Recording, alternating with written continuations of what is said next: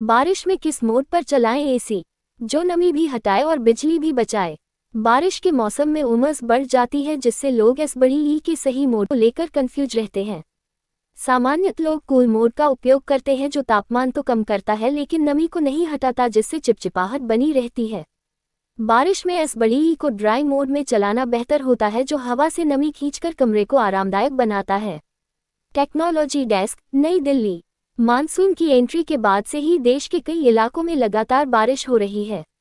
बारिश की वजह से मौसम काफ़ी ठंडा हो गया है, लेकिन साथ ही उमस भी काफ़ी बढ़ गई है।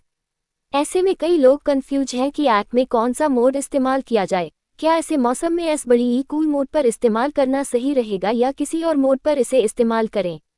बारिश में न चलाएं सिर्फ कूल मोड।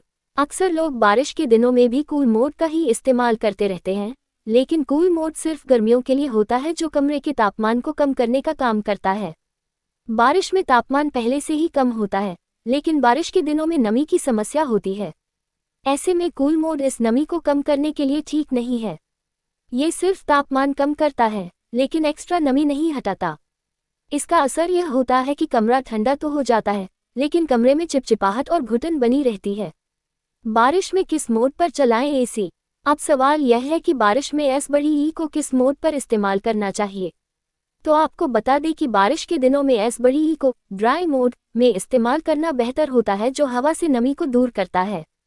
जैसे आप इसे चालू करते हैं तो एसबीई कमरे की हवा से एक्स्ट्रा नमी को खींच लेता है और कमरे को ड्राई व कंफर्टेबल बना देता है। इससे कमरे की चिपचिपाहट कम होती है और सांस लेना भी आसान हो जाता है। यह मोड आपको फंगल ग्रोथ और दुर्गंध से भी बचा सकता है। इसके साथ ही इस मोड का इस्तेमाल करने से बिजली की खपत भी कम होती है।